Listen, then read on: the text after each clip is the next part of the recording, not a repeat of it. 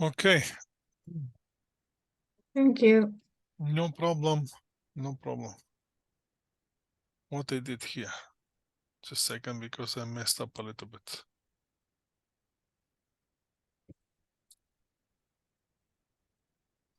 So now we have the financing cost, Mm. but income tax access financing cost, you have to add it back. But you can deduct only 20%. Oh, no, sorry. You can amortize that cost over 5 years. Mm. Make sense? So Mhm. we can deduct only 1/5 of the financing cost. Mm. So that will be equal to this one divided by, in bracket 1 divided by 5. But why 91? No, my Oh, mistakes should be bracket here. 1 divided by okay. 5. So, oops. That should be time. Mm. That will be 12,000 only. Mm. That's how much we can deduct. Okay. Amortized over 5 years. Or we have to be amortized over 5 years. The Is financing it always for 5 years or? always 5 years. Yes. Oh, I see. Mm. That's for the financing cost of issuing the bonds. Mhm. So that will be number 5. Now, during the year, accounting expenses, accounting expenses including 48. So here in accounting expenses, we have $48,000 meals and Mhm. entertainment. Well, the meals and entertainment are not allowed, so we're gonna add them back, 48,000, but we're gonna deduct only 50%. Mhm. That will be number 6. We're gonna deduct only this one divided by 2. Only 50% are deductible. Mhm. Mhm. Mhm. Okay, next one. During the year, company begins to sell a product on which it provides a 5-year warranty. At the end of the year, it recognized estimated warranty liability of 20,000. Now the question is, did the company pay for the warranty? No, Yeah. they just showing the warranty expenses. So for that reason, we have to add the expenses back. 7, we're gonna add this $20,000 back to the expenses. Company recognized pension expenses $167,000. Actual contribution made to the pension fund during the year was $150,000.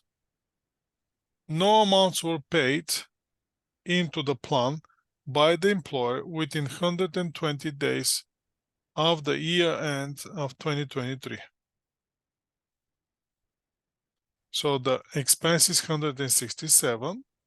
The actual contribution is 150. But this amount were not paid into the plan by the employer within 120 days of the end of the year 2023. So if it's not paid within the 120 days, Mhm. it's not allowed for expenses. Oh. Right? It has to be within 120 days after the year ends. That's why it's important for the company, if there are any expenses like bonuses or pension plan, to be paid within 120 days after the year end. So for that reason here, we're just gonna add the pension expenses, which are deducted, to bring the income back, and we're not gonna deduct anything. And the last one is the company leases automobile for 4 years, beginning of January 1st, 2022. It was used for the sales manager to 2023. Automobile is passenger vehicle that's capitalized, categorized, sorry, class 10.1. The monthly lease payment was $750, and the manufacturer suggested listed price was $34,500. No refundable deposit was paid. So in this case, the lease payment is below the threshold. I believe it's $800, so we're fine. There will be no deductions here. No adding back, no deductions on this. The lease payment is allowed by Canada Revenue. Canada Revenue said that's fine. So we don't have to add it back. And once, as we can see at this point, the net business income for tax purposes equal to $2,184,000. So now we can go back to the book and see if that's actually the case. Let me share my screen.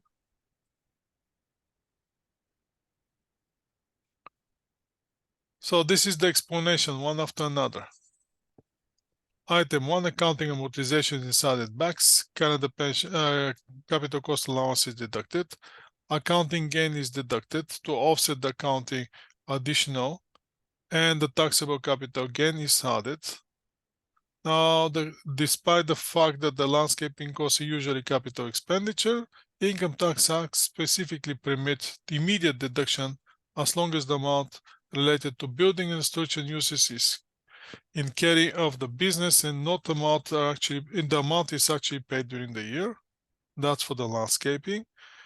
Income tax only allowed the expenses of interest, bond discounted, not interest.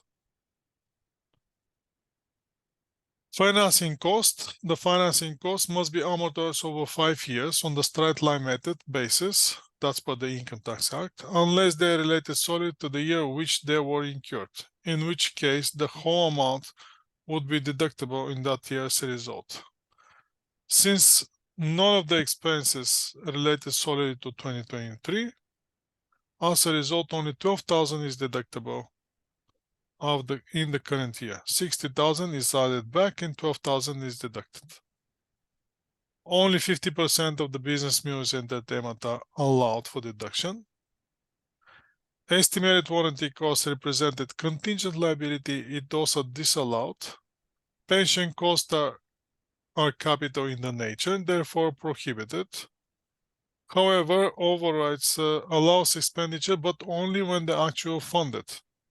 The adjustment could be made showing adding back and the separate deduction 150, and the lease payment are not permitted for it. So the lease payment are not limited by the restriction described it earlier, because the monthly lease payments are less than actually they increase in the monthly lease payment to $900, and the manufacturer lease price is less than $40,000 for class 10.1.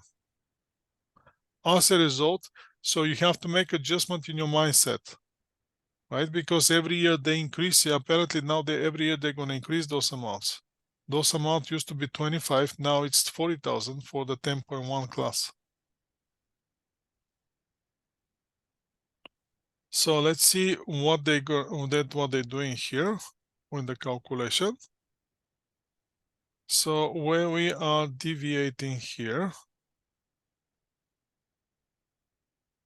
So unfunded pension expenses 167 minus. So basically they deducting 150 for the pension, even though it's not paid 120 days.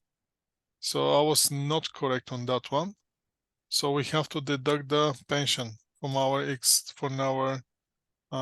calculation here. Let's go back and adjust our calculation so we can be correct here in our calculation.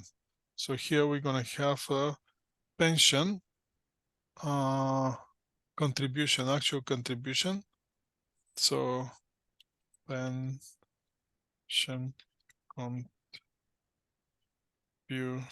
contribution, and that was number 8 That's $150,000. 21. Why are we deviating so much in this amount? Oh, because this have to be negative here. Let's make this one negative. And then we're gonna have the same result as the textbook. 1292, and the textbook, I believe, showing this exactly the same result as well. 1292, yes. So make the adjustment in your mind about the amounts that they're allowing now for the leases. The leases amount is $900, not $800 anymore, and dress code for the class 10.1 is $40,000. Now what I can do is, but you're gonna have those one in the if you're taking once you're taking the core one, all the extract, all the most important information from the income tax will be given to you. So those will be available for you. Okay. So you don't have to worry about those. You don't have to memorize those one. They'll be in the booklet. The only thing is you have to work and find them. The other thing that I can do is I can give you, let me see if I have it here, content. Usually in the beginning of the book, they giving one. No, I can send it. I know where it is. Instead of chasing here page by page, I know exactly where is it. There's one interesting thing that shows all the important documents for the income tax guide. Not here. I'll send you that one as well.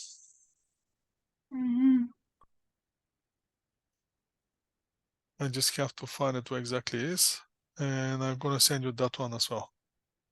That's gonna be helpful. So it's in one document you have all the important deductions that you need to do.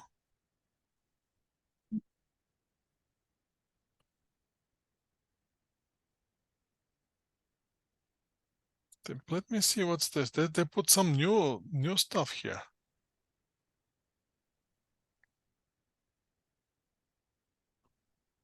Maybe I can send you those ones for the individuals, but let me see. I don't want to confuse you with too much materials at this point, because I believe you have more than enough. The thing is not to give you super too much, because that's gonna drive you crazy. You know what I mean? Yes, I know. Sometimes I find that sometimes more information, it doesn't help. It just make it things more difficult. And it kind of, instead of encouraging you, kind of discouraging you. So watch this. This is the document I'm gonna send you. Okay. So this is like a condensed information for all the important stuff that you need to know. Oh. For the calculation here, supported eligible. What else you have here? Those are, first is the calculation for the income taxes. That's federal only. On the exams, we don't care about the provincial, right? We don't care about the provincial. We only care about the federal. Here you have the tax applicable for the federal level based on the income. You have how to calculate the basic amounts. Here, those what follows, those are the non-refundable tax credits.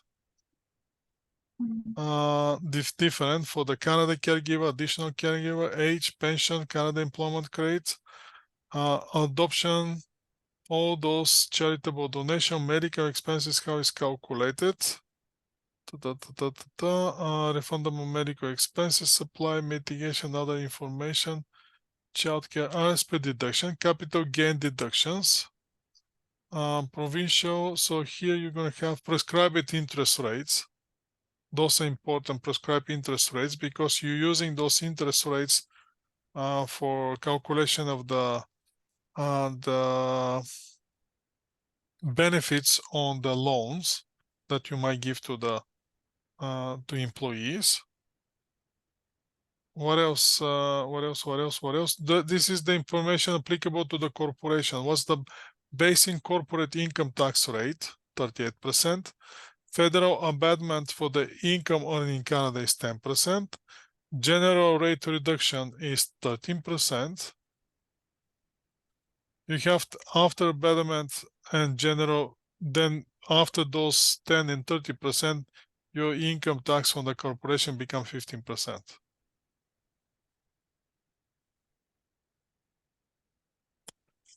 Small business deductions, which is equal to 90%, is at least of those.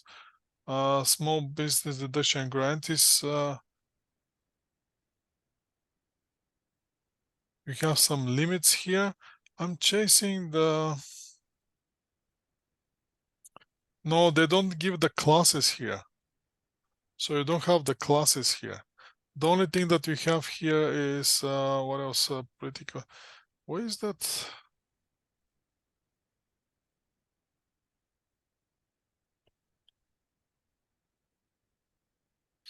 That's not all of that. I was thinking there would be more for the. There should be something for the passive income here. For the the eligible dividend. So it's here. On the eligible dividend, the gross up on the eligible dividend and the gross up on the non-eligible dividend.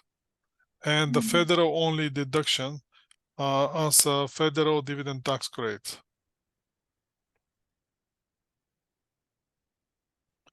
I'm going to send you this document. Don't worry. That's not a problem. So you can have this one. But the thing is, again, this is a very condensed information from the different things.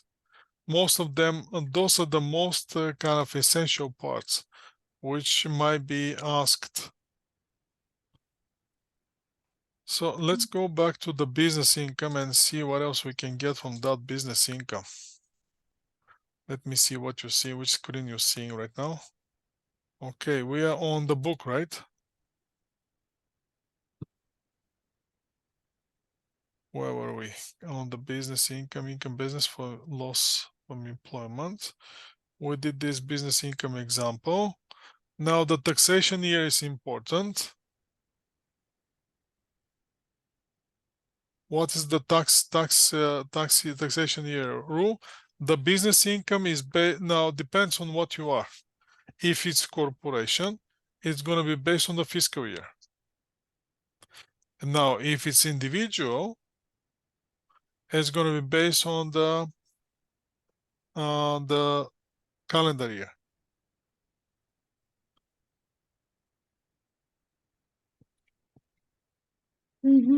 That's the interesting part with the business income. Depends on which level it is. If it's on the business, fiscal year apply. If it's on the individual level, that will be only on the calendar year. Now, for the filing purposes, if the individual has the business income, you know, for the filing purposes, he has the extended filing date June 15th. Right? Other than that, the filing date is April 30th. That's why on the T1, the return, the income tax return, there's a box now that asks you, do you have a business income? Did you or your spouse or common law partner had the business income during the 2023? If that's if you tick that box, then automatically the filing date is extended to June 15th. The 15th, I remember that. Yeah. Right? Yeah. If not, then not. Okay. April 30th apply. So you have to remember that's for the administration purposes. The filing date, then the payment date. Okay, I saw one multiple choice question relating to that. what you just said. Yeah. Right. So do you have, since you have on the business income tax act, you have individual who pay taxes, that's individual, and who is individual that no, sorry, a person pay taxes. In income tax, the person pay taxes. Now, who is the person? The person is individual, corporation, and trust. Right. Mhm. So then on what those paying, the individual pay on calendar year, corporation pay on the fiscal year, trust pay on the calendar year.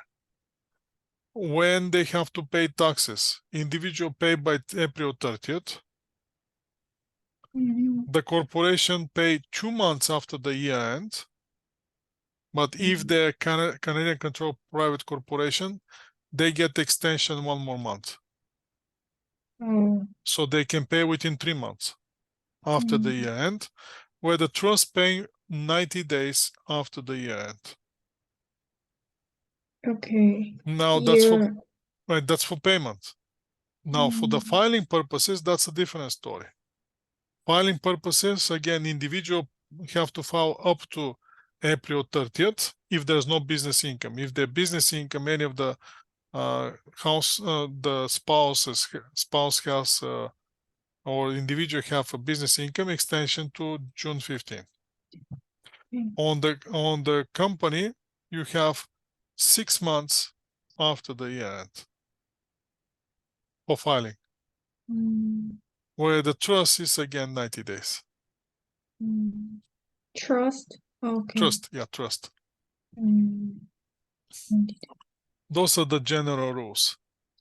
Okay. So business income, what's going to happen if you have business income in the CPA, if that happened in the case, then you're going to have the income statement, and you're Mhm. going to have additional information about the expenses and expenditures.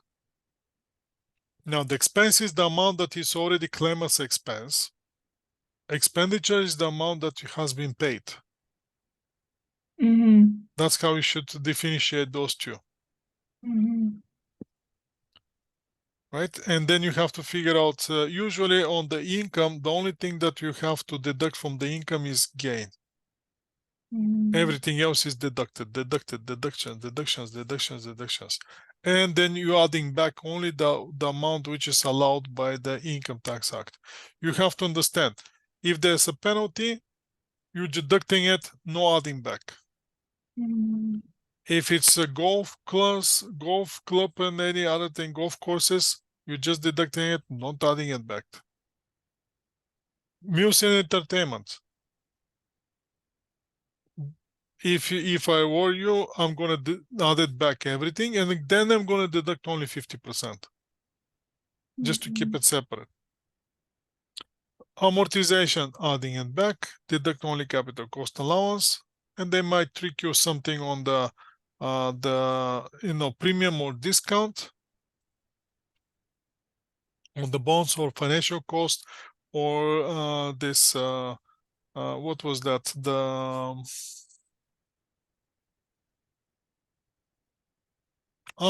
they might ask you for the initial setup cost of the company, Wow. right? Initial setup cost. If it's up to $3,000, remember, you expenses it for tax purposes, because that again, that amount, if it's the first year of the business and the company incurred those costs, by accounting standard for the private enterprises, they have to capitalize that cost. They can amortize it within 1 year, but they still have to capitalize it. Okay. Okay, but for tax purposes, you can expense it, which Mhm. if it's up to $3,000. Mhm. That will be the interesting part here. Mhm.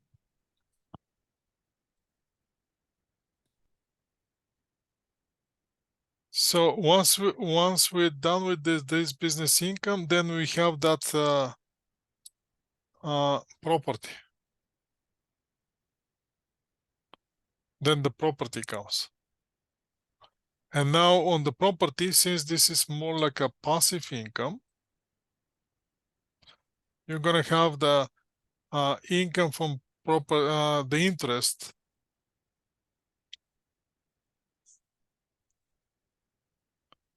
Right? So you're gonna have here on the rental property, rental income, short fiscal that income versus property business. So now here there will be interesting thing. Is it income from property? Is it income from business? For example, my business is let's say doing calculators, but I'm renting my the part of the office to another company.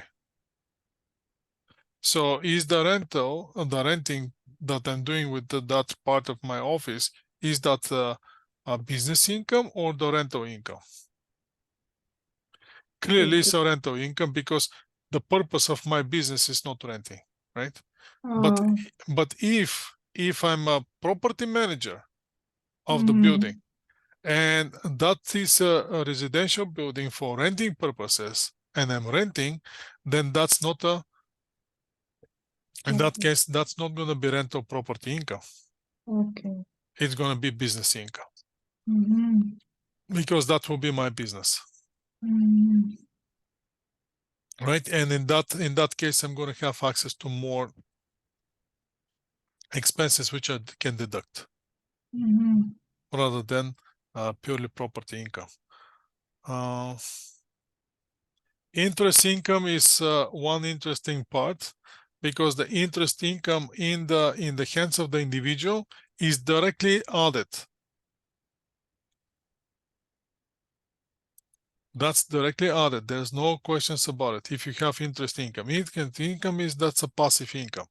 Now, when the corporation earn interest income, what will be that?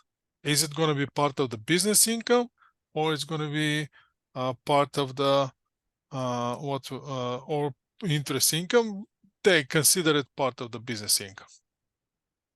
It's kind of passive income, but it's considered part of the business.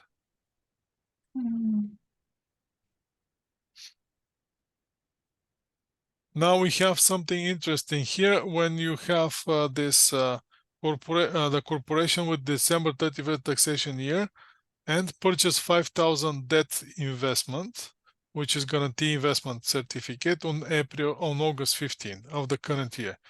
In the investment pay interest on the annual rate 8%. Right?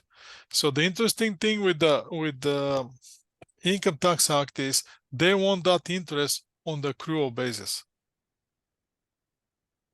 not on the cash basis. Okay, so what that means, you might haven't received any interest because the payment date, as you can see here, is at August 15 next year, but you still have to include the interest which you earn from August 15 to December 31st. And the Income Tax Act is very specific. They say this one, they don't want the calculation to be based on months. They want that calculation to be based on days. Exact days. They're very, very, very precise on this one.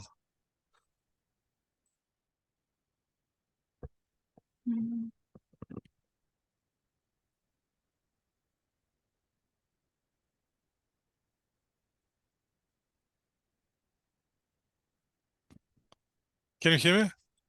Yeah.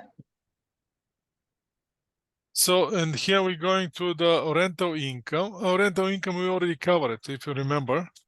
Rental income, the thing that I want you to still remember for the rental income is that crazy thing with the accrual for the capital cost allowance, right? Careful with this capital cost allowance. Don't add it right away.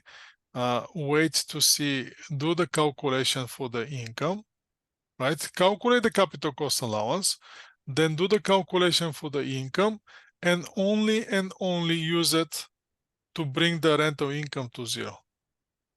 Don't create any losses here, right? That will be the crucial thing. Then we're going to the dividend.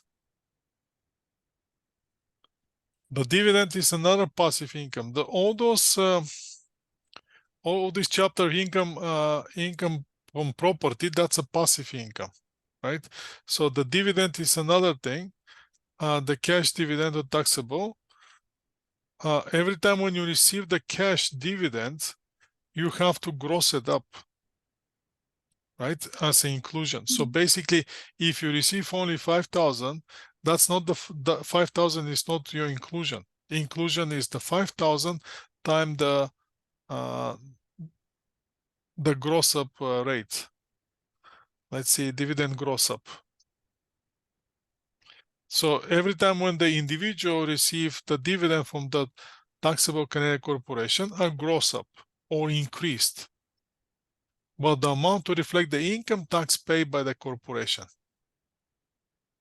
right? So they want to eliminate the taxes that they pay by the corporation, include it in your personal income, increase the tax, the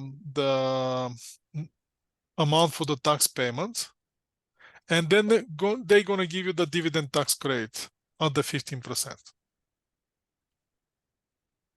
Right? Cumulative will be 15%, but because here we see only the federal, that's why you're going to have this fraction, which was on right here. Yeah. What was that? Tuition, eligible. So eligible dividend, gross up with 38, with the federal dividend tax credit 611. Mhm. So what's happened with the other 511? Those are for the federal dividend tax credit you're gonna get, right? When you combine the federal and provincial dividend tax credit. So when you combine the federal 611 and federal, when you combine federal 611 and provincial 511, it's going to be 1111, or the 100% of the gross up will be available as a dividend tax credit. So in that case, the taxpayer doesn't lose. The only thing is that amount, which is gross up by 38, is included as a part of the overall income, and that might put the taxpayer on the highest bracket rate to pay higher bracket taxes on the high rate, right? Because if my income, let's say for example, my income is 52,000, right? No, let's say 50,000, right? If my income is 50,000 only, on the 50,000 income, I have to pay 15%, right? But if I have a dividend, which is I receive dividend, let's say 3,200.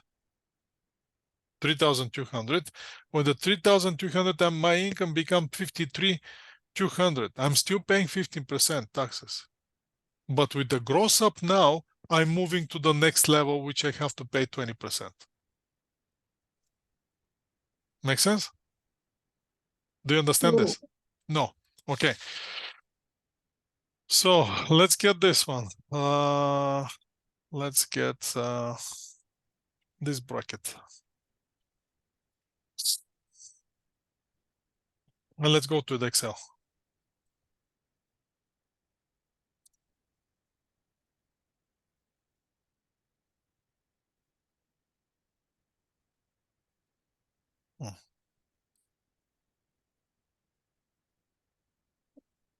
So this is the taxes, right? This is the tax level. Yeah. Let's pretend my income taxes. I don't need this. Probably. Let me see what I can get.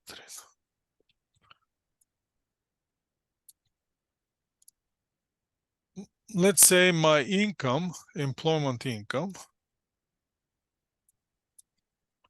My income is 53 and 200, right? I can't see You, oh, yours. sorry. I always forget this. Sorry. Showing right away. Here we go. Let's pretend my income is 53,200, right? Mm-hmm. 53,200 is less than 53,359. So at this point, I'm owing taxes at 15%, right? Mm. I'm on 50%. Mm-hmm. But let's say if I have a dividend, Yes. which is I receive dividends of 3,000. Mm-hmm. No, let's make it more dramatic. Let's make it like 50, 50, 50, 50, 50, 50,200, right? 50,200. Mm. If I receive dividend of 3,000, Mm-hmm. right? My income right now is 53,200. I'm on Mm-hmm. 15%, right? Mm-hmm. 15% taxes. But because I have to do the gross up, Oh, you just do the gross up. right, with 38%. So I have to add on this 3,000, I have to add this one time Mm. that one. I have to add those 1,140. My Mm-hmm. income now flip on the next portion, Oh, right? I see. So yes, on the first 53,359, you're gonna pay 15%, but after that, for the 1,000, you're gonna pay 20%. Oh. 20% taxes. Now, this is for calculation of the tax for the taxes, right? Mm-hmm. At the end, once you calculate, but this is for the income for tax purposes. After that, the income tax gonna say, okay, then you can, we're gonna give you a dividend tax credit, which is only 15%. The dividend tax credit is on the 15% rate. Make sense? Mm-hmm. Why? Okay. That's how it is. But Okay. in this case, they're gonna give you the entire amount. They're gonna give you 6/11 of the dividend, so that will be 6 divided by 11 as a Mm-hmm. percentage, or this one will be equal to this amount time in bracket 6 divided 11. So that will be your dividend tax credit, which you can deduct it. But I already put you on the high level taxes and you're paying me a little bit more. Make sense? Mm. I'm making just few bucks, but I'm still making. So the dividend tax credit, that's 600, meaning That that's will be, yeah, that will reduce your tax payable, oh, okay. right? That will reduce your tax payable. Mm-hmm. All right.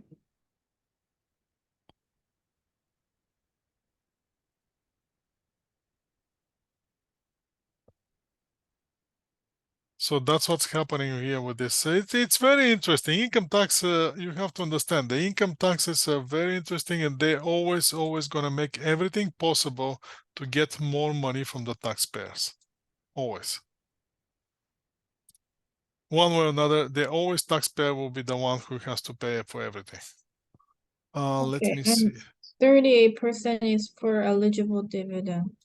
Right, 38% is for the eligible dividend, and 15% is for the non-eligible dividend here. Okay. 38% is the eligible dividend. And again, those 38%, the gross up, you're always going to get it back as a dividend tax credit. Mm-hmm. Part as a federal, part of the provincial. Here Mm-hmm. on the dividend of the gross of 15%, again, you're going to get it 913 as a federal, and the other what will be left? 413 as a federal. But again, I'm using the higher amount to put you in the high bracket, so you can your tax payable can be higher. Right? That's the whole trick. It's not too much. They're not making too much, but if you have $60 million, no, sorry, 60, let's say 60. No, in Canada we're not 60. We're like a 30 million people. Imagine 30 million people, $1 each difference between of this calculation. That's 30 million extra to the taxes to the government, which is not bad, right? Get everything possible. So that's with the dividend tax credit. What else here? The foreign sources of income. Are they gonna challenge on the foreign sources of income?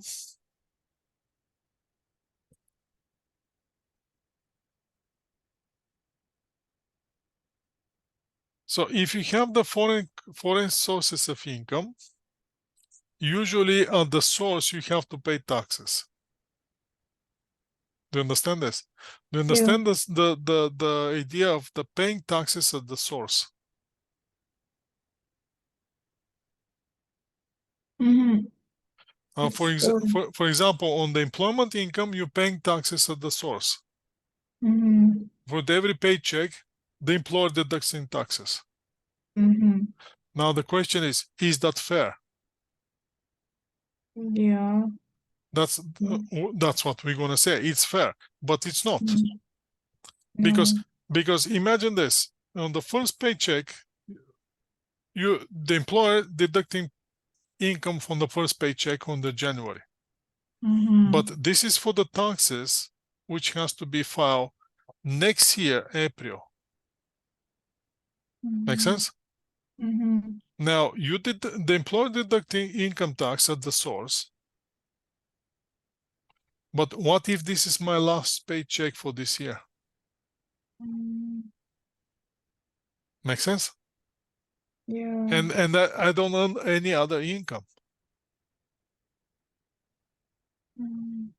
Is it fair to that income to be deducted for me? And then I have to wait till the next year, April, to get the income tax refund.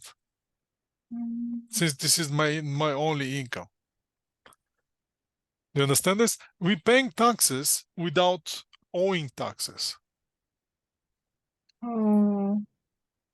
Because you don't know if you owe taxes until you file your tax return.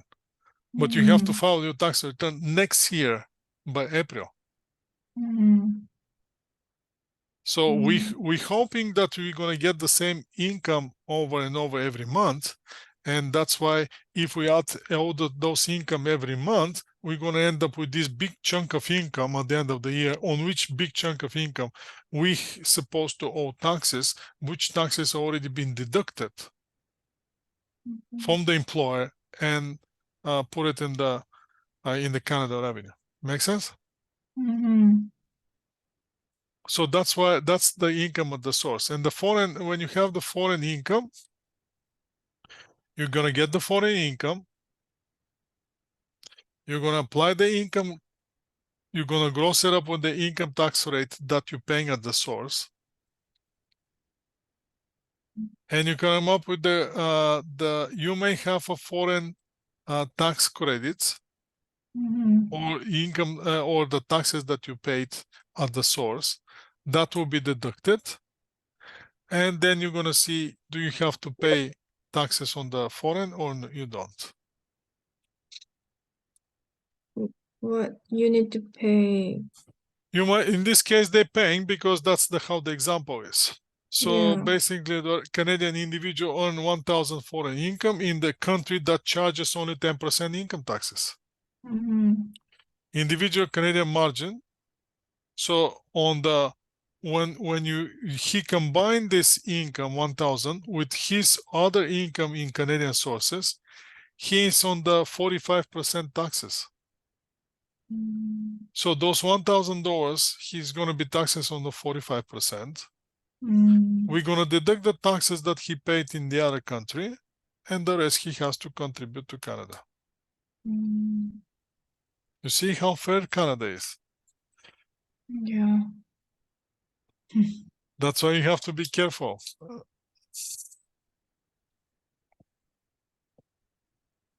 When you're earning foreign income, especially, because they're going to add it to your income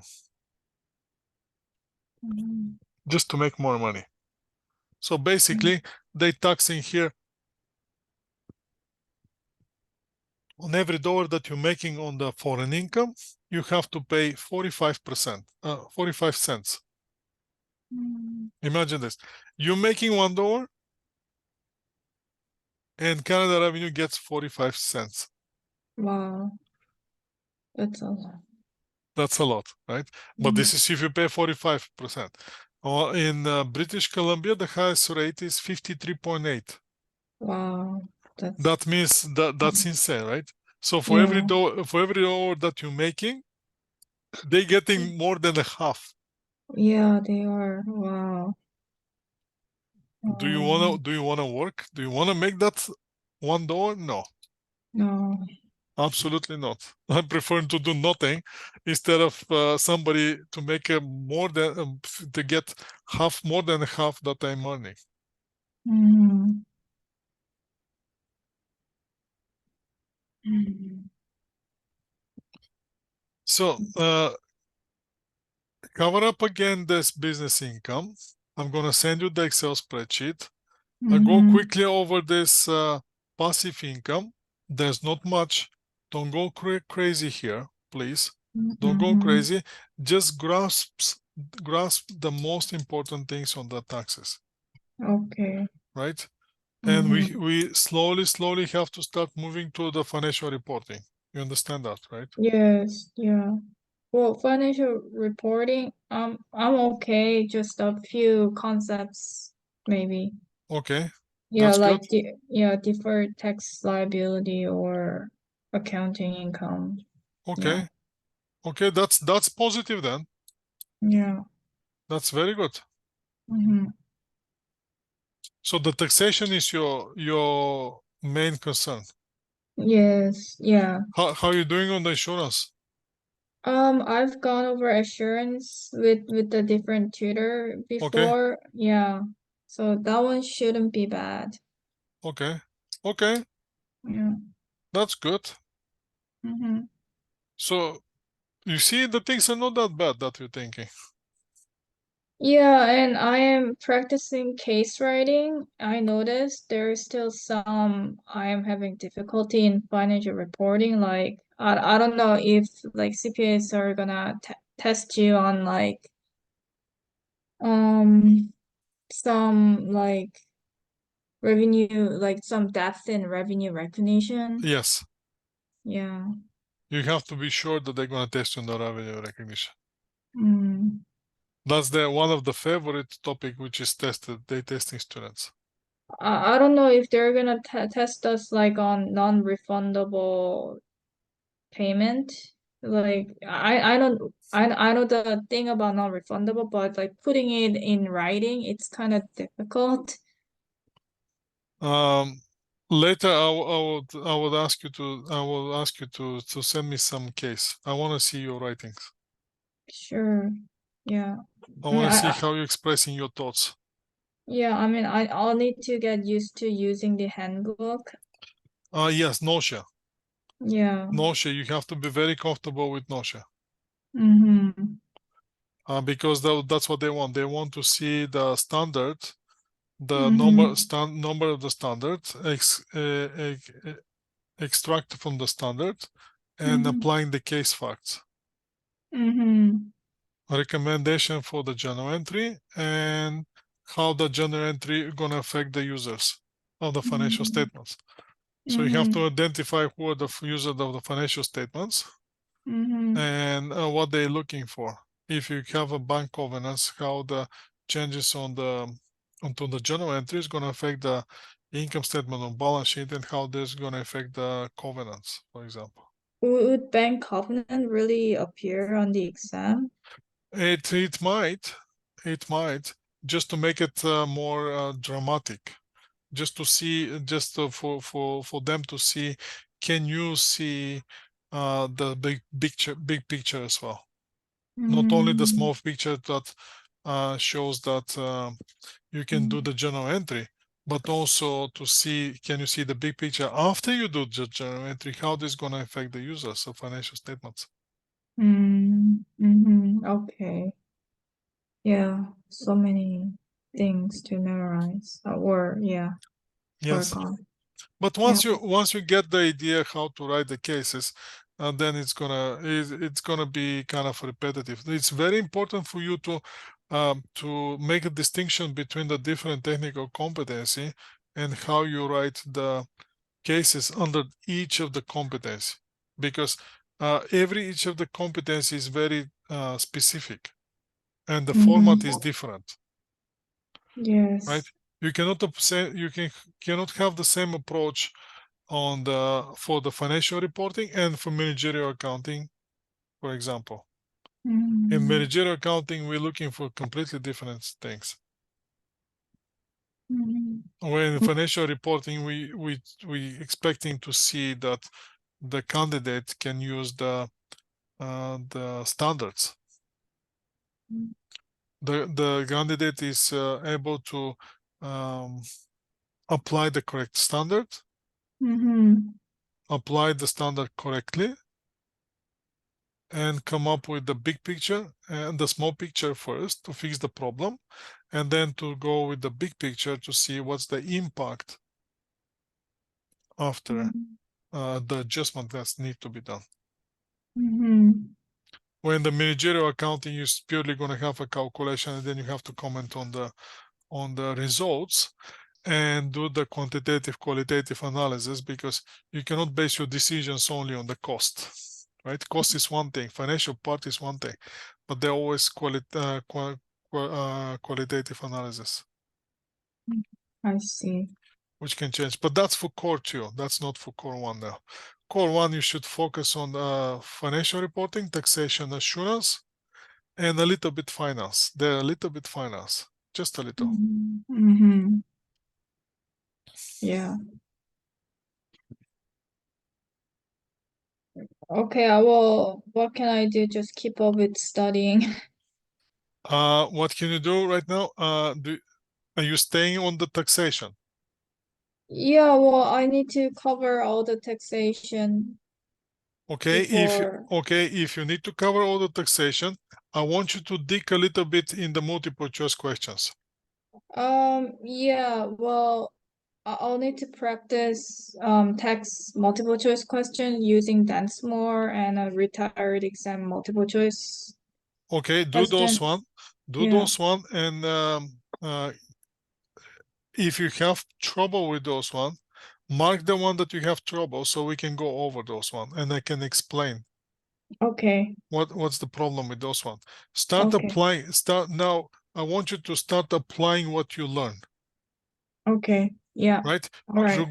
Going over the questions. So that will confirm that applying the knowledge is very important, because that's how it's going to stay. Yeah. Just keeping the knowledge, that's irrelevant. If you don't apply it for the situation, it's going to be gone. Okay. All right. Right? I understand. Yeah. Try to apply the knowledge. See if you can find any cases which are focus only on the tax problems. Okay. Right? Go over some cases, see the tax problems, and let's discuss those tax problems. Okay. And the same thing with the multiple choice question. Stay with the multiple choice question in the taxation, and let's discuss those questions. Okay.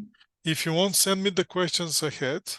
Yeah. Or if you want, we can discuss it right here on the screen. Okay. Okay. Yeah. Yeah. That will be more meaningful way to for you to study. I Well, think so. rather than going over topic and over topic, but right now we're not applying whatever we're talking here. No, not much. Not No. much, yes. I find yeah, doing questions helpful when you lecture as well. Yes. Okay. Yeah. Yeah. Let's do that then. Um Yes. yeah. Can you send me the recorded file of today's Absolutely, lecture? yes. Yeah. Yes, I can do Oh, that. And I'll okay. send you the Excel spreadsheet as well. Okay. So Yeah. you can have those one. Mm-hmm. Sounds good. Okay. All right. Great job today. Thank you. Thank you. Thank you. Yeah, you did a great job too. Thanks. Have a good night. You too. Thank you. Bye. Bye.